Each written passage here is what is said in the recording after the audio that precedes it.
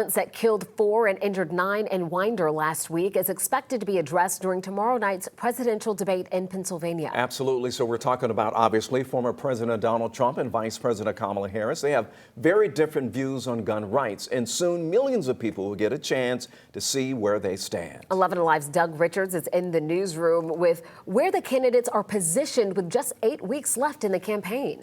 Yeah, Democrats and Republicans both think that their core constituencies support vastly differing approaches to gun rights. But this is just a senseless tragedy on top of so many senseless tragedies. Democrat Kamala Harris didn't get into the specifics of gun policy last week when she addressed the gun violence at Apalachee High School. But she did earlier this year. In March, as vice president, the White House posted Harris initiatives that called on states to pass red flag laws while promising federal support for enforcing them.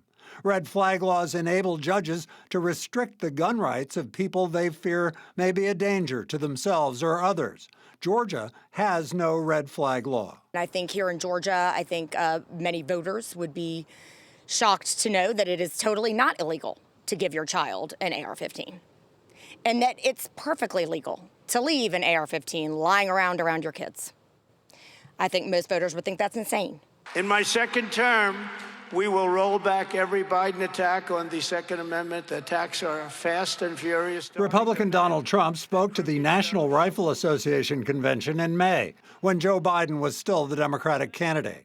During the pandemic, Trump designated the firearms industry as critical infrastructure. His administration also temporarily banned bump stocks, which makes semi-automatic firearms fire faster.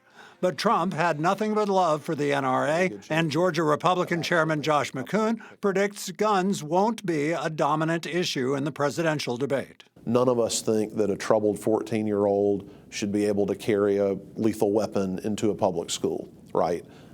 So I think there's a way to distinguish between what happened here recently in Georgia and the broader debate. McCoon predicts Tuesday's presidential debate will include a question or two about gun policy, but that questions about the economy will still dominate. And Democrat State Senator Elena Parent also predicts the economy is still probably more top of mind for voters across the country, if not in Georgia over the last week. Jennifer. All right, Doug, thank you so much. That debate will take place tomorrow night at the National Constitution Center in Philadelphia. It will